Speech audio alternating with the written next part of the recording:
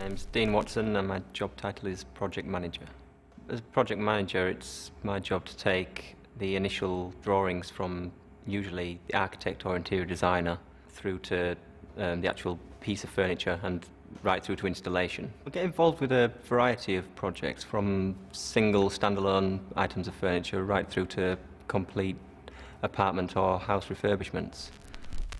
One of my most recent projects, which was Stoke Rochford Hall, which was a large library, which was heavily carved and detailed. A lot of work involved in that. The library was destroyed in a fire, so we had to manufacture a replica of that library using only existing photos. It was a brilliant project to work on. Yeah, learnt a lot on that project. When I was a kid, I didn't actually know what I wanted to do. I knew I was good with my hands. I was very practical, and I enjoyed all of those types of subjects. I even did dry stone walling, would you believe it, at school, which was an extracurricular sort of activity, which is a little bizarre, but it was fun. There was very little advice on other options, to be honest. When you see your careers advisor, it's you're good with your hands, be a joiner or go be a bricklayer. That kind of advice, it was always very limited. On my work experience, I went to a cabinet maker's workshop where I then actually went from there to actually gain an apprenticeship with that company. My role at the end of my apprenticeship was on the end of the production line. The carcass would come down the production line, and I basically put the hanging rails in, the doors on, the mirror on the carcass, drilled for the knobs, put a ticket on it to say it was ready for dispatch, and sent it down a production line, which was kind of soul-destroying, really, when you've spent 3 years training as a cabinet maker to then be on the end of a production line with an air gun. From there I decided, well, I've had enough of this, I want to use the skills that I've learnt. So I up and left and went to university.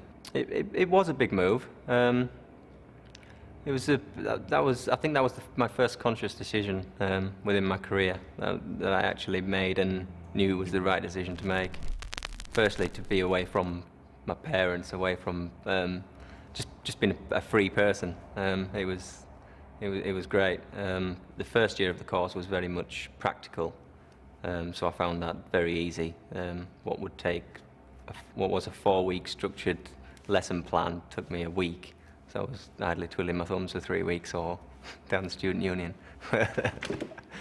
But the course itself, the design side of it was excellent.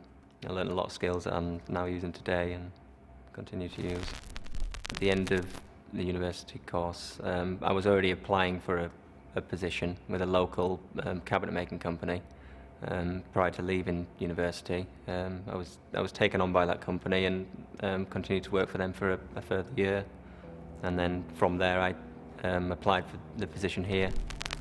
It was actually my partner Kirsten who actually convinced me to apply for this role. After reading the advertisement, it seemed a little above my capability and my experience, but I was convinced by my partner to apply for it, did, and got an interview and ultimately actually got the job. Where do I see myself in 20 years' time? I don't know. I have pondered that question myself, and I actually think that I might actually completely change my career in 20 years' time. I don't know, maybe it's something that's actually helping others more, as opposed to, at the moment what I do is create items of luxury furniture items effectively for rich people. I'd maybe like to just help people as opposed to creating things that people don't necessarily need.